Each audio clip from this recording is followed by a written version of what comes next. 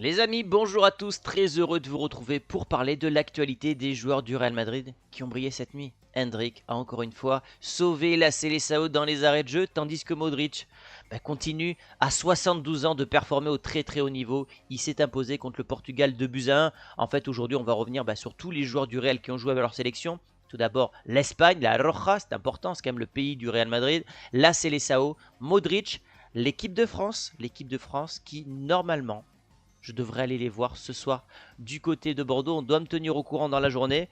Peut-être que je pourrais aller voir Mbappé, même si apparemment il serait peut-être blessé. On ira observer ce qui est peut-être le futur latéral gauche du Real Madrid, Alphonso Davies. Je vous tiens au courant, donc allez me rejoindre sur Instagram. On commence donc par la presse espagnole qui met en avant donc la victoire de l'Espagne 5-1 contre l'Irlande du Nord. Il y a eu un doublé de Pedri qui revient donc au meilleur moment finalement, puisqu'il a une saison un peu compliquée avec des hauts et des bas, des blessures encore une fois. Morata buteur, capitaine de la Roja, Oyarzabal et Fabien Ruiz. Une équipe qui, vous le voyez au niveau de la composition, on peut s'attendre à ça. Unai Simon titulaire, le Normand Nacho, et puis surtout ce milieu de terrain qui fait quand même assez peur en termes de contrôle de match, Rodri, Pedri, Fabien Ruiz, et donc cette attaque composée de Morata, mais qui, à la différence des dernières années, n'est plus une équipe de handball. On en a parlé sur le vestiaire, allez vous abonner à notre chaîne YouTube. On a analysé plusieurs sélections pour les compétitions internationales, dont l'Espagne, et la force de cette Espagne pour cet Euro, ce sont ses ailiers. Yamal d'un côté, Nico Williams de l'autre, des joueurs différentiels, des joueurs avec beaucoup de percussions, à la différence donc de ces dernières années. Rien à signaler de particulier sinon, si ce n'est que notre Nacho national finalement, il fait une saison incroyable, il est capitaine du Real, il a gagné 3 trophées, il a fait une passe décisive hier, c'est le joueur le plus titré de l'histoire du Real, et pourtant, on ne sait toujours pas si ça sera un joueur du Real. La saison prochaine, le Real lui aurait, je parle bien au conditionnel, transmis une offre de prolongation qui va expirer le 30 juin, donc d'ici 20 jours. C'est à l'Espagnol de faire son choix. Je sais pas, si franchement on ne doit pas le remplacer, on doit faire revenir quelqu'un de près, autant garder Nacho qui est quand même un couteau suisse assez, pas indispensable mais très utile parce qu'il est capable de jouer à gauche, dans l'axe et à droite. Et d'autant plus que le Real pourrait jouer jusqu'à 72 matchs la saison prochaine. Les autres joueurs qui ont joué, c'est Carvaral qui a joué pendant une mi-temps et Rossellou qui va avoir ce rôle de super sub qui a joué à peine 20 minutes.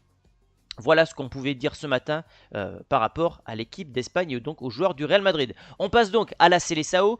Comme vous le voyez sur la miniature, Hendrik a brillé dans un scénario qui a été complètement dingue. Le Brésil a mené 2-0 plutôt facilement avec, vous le voyez, une équipe B remaniée. Il n'y avait aucun titulaire dans cette équipe-là. La vraie équipe du Brésil qu'on devrait attendre pour la Copa, c'est celle-là. Pareil, on en parlera sur le vestiaire et on suivra toute l'actualité des joueurs du Real ici sur Chronique Foot. Vinicius, Hendrik, Rodrigo, des joueurs du Real Madrid. Il y a Militao. En fait, il y a tellement de joueurs du Real au Brésil qu'on l'appelle maintenant le Real Brésil. Voilà. Bruno Guimaraes, Paqueta. Paqueta, est-ce qu'il va jouer avec son histoire de paris sportif? Je ne sais pas. Alisson dans les cages, qui a d'ailleurs fait une erreur de main sur le deuxième but, sur l'égalisation de Martinez à la 92e. Et alors que le Mexique a égalisé, on pense que le match est d'ores et déjà terminé. Mais Hendrik, encore lui, va marquer un but de la tête sur un centre de Vinicius Junior qui était rentré en cours de match également. Donc Vinicius pour Hendrik, une connexion 100% madrilène. Et il a dit, je suis petit pour un numéro 9, mais ce n'est pas la taille qui compte. Il parle du foot, évidemment, vous l'avez compris. Mais c'est le positionnement. Et c'est vrai que c'est la deuxième fois qu'il marque de la tête avec la Seleção. Comme quoi, il a raison finalement. Si tu anticipes la trajectoire de la balle, que tu as un bon timing, tu peux marquer de la tête. En tout cas, c'est intéressant de voir que malgré sa petite taille, on sait que c'est un joueur qui a une grosse puissance de frappe, qui est très technique, qui est très agile dans les petits espaces. Il a en plus cette capacité à 17 ans d'avoir déjà ce bon jeu de tête. Il a fait la célébration de Ronaldo, qui est son idole, comme tous finalement les joueurs de Madrid, ou la célébration de Messi, vous choisissez ce que vous voulez. Et Hendrik qui est donc décisif toutes les 30 minutes avec son équipe nationale. C'est un joueur clutch, il a égalisé donc contre l'Espagne au Santiago Bernabéu, j'en avais parlé, souvenez-vous sur Instagram.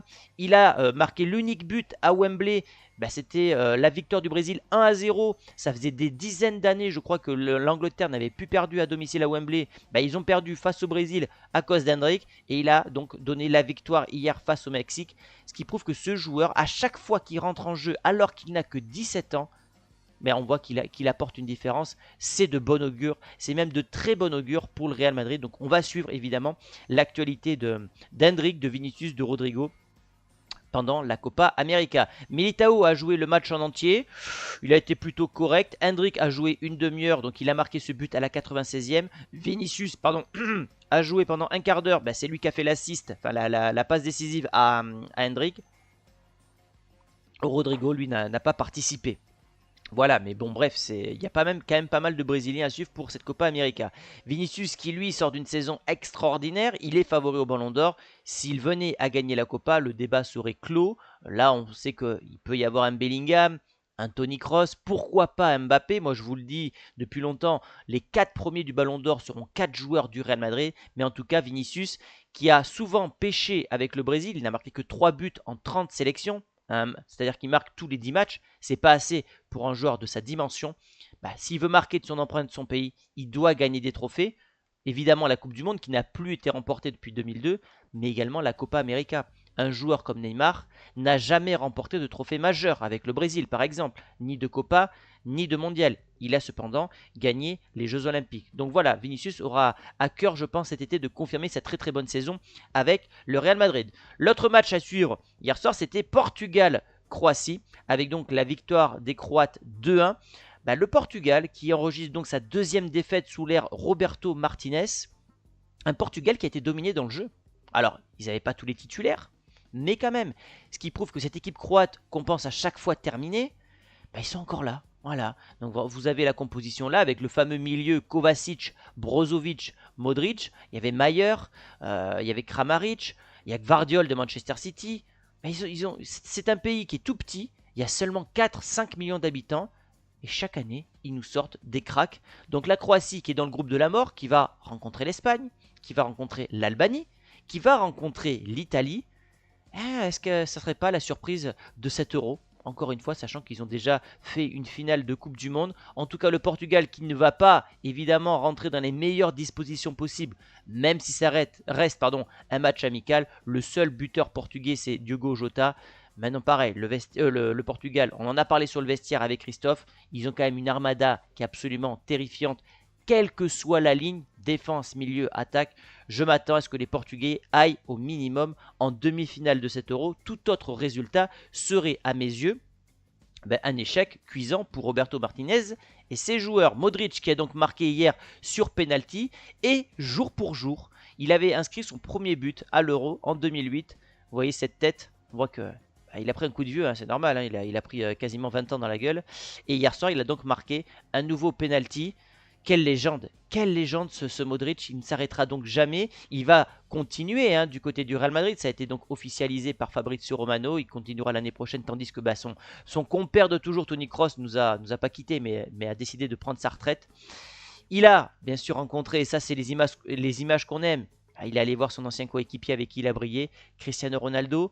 Le Portugais n'a pas joué, mais il est allé voir à plusieurs reprises Modric, voilà, pour parler avec lui, pour se ressasser le bon temps, sachant que il y a une histoire entre les deux quand même. C'est que Modric en 2018, il prend le Ballon d'Or à Ronaldo. Ronaldo quitte le Real pour la Juve et c'est Modric qui prend le Ballon d'Or à ce moment-là. Si Ronaldo ne quitte pas la Juve, c'est lui qui gagne le Ballon d'Or puisqu'il gagne la Ligue des Champions, meilleur buteur de la compétition, etc., etc. Mais ils sont toujours restés en très bons termes. Les journalistes nous ont fait croire qu'il y avait un froid entre les deux. Non, Ronaldo avait félicité Modric dès le premier soir de sa victoire au Ballon d'Or. Ils ont toujours été amis. Et Modric qui avait aussi croisé plutôt Mourinho il y a 2 jours. Mais il faut savoir que c'est Mourinho qui a fait signer Modric au Real. Modric qui la première année est élu pire recrue de la Liga, un truc comme ça, pour finalement être le joueur le plus titré de l'histoire du Real Madrid, le joueur avec le plus de Ligue des Champions dans toute l'histoire du football. C'est dingue le parcours du Croate. Et Mourinho se vante à plusieurs reprises d'être l'entraîneur qui a fait venir Modric du côté du Real, et ça c'est bon à signaler. Pour vous montrer aussi le pouvoir qu'a ce Real, cette équipe leader, c'est que finalement beaucoup de joueurs du Real portent le numéro 10, ce numéro qui fait office de leader d'une équipe, si vous voulez. Donc on a Bellingham avec l'Angleterre, Rodrigo avec le Brésil, qui donc succède à Neymar, Mbappé avec l'équipe de France, Brahim Diaz qui vise le Ballon d'Or africain avec le Maroc et Modric avec la Croatie. Alors je ne vous ai pas parlé de l'équipe de France, mais donc voilà, ils ont fêté hier l'anniversaire de Ferland Mendy. L'équipe de France, je devrais les voir jouer ce soir donc à Bordeaux contre le Canada. À l'heure où je vous parle, je ne sais toujours pas si Mbappé sera là. Évidemment, moi j'ai envie de voir Mbappé jouer, même si les mecs vont tout faire pour ne pas se blesser. Il y aura donc Alphonso Davies, j'ai hâte de voir ce que ça va donner côté gauche. Il y aura peut-être Tchouaméni, est-ce que Tchouaméni va aller voir son ancien public, puisque Tchouaméni a joué au Girondins, je l'ai vu jouer, donc même s'il ne joue pas, est-ce qu'il ira saluer les supporters? On l'espère. Bref, je vous tiens au courant sur Instagram, nous on va se retrouver dans la semaine pour parler du Real, etc. Et puis quand les compétitions internationales vont commencer, on se retrouvera comme ça tous les matins à froid pour faire un débrief comme ça, une analyse globale des performances des joueurs du Real Madrid, que ce soit pour la Copa América ou également pour l'Euro. On est servi entre Arda Güler avec la Turquie, l'Espagne, l'Angleterre avec Bellingham, le Brésil, on a l'Uruguay avec Valverde. Il y a des joueurs de partout. Le Real, c'est le club international, c'est le club qui représente le mieux le monde finalement. Tous les meilleurs joueurs du monde vont au Real Madrid. Donc on aura de quoi se faire plaisir pendant ces compétitions internationales les amis. Et comme je vous l'ai dit, si vous voulez savoir ce que je fais des fois en dehors de YouTube, le complément, les vidéos complémentaires verticales, ça se passe donc sur Instagram. Voilà ce que j'avais à vous dire ce matin les amis. N'hésitez pas à vous abonner si ce n'est pas encore fait. Et nous on se retrouve très rapidement, sans doute demain, pour une nouvelle vidéo sur l'actualité des joueurs du Real. Ciao les amis!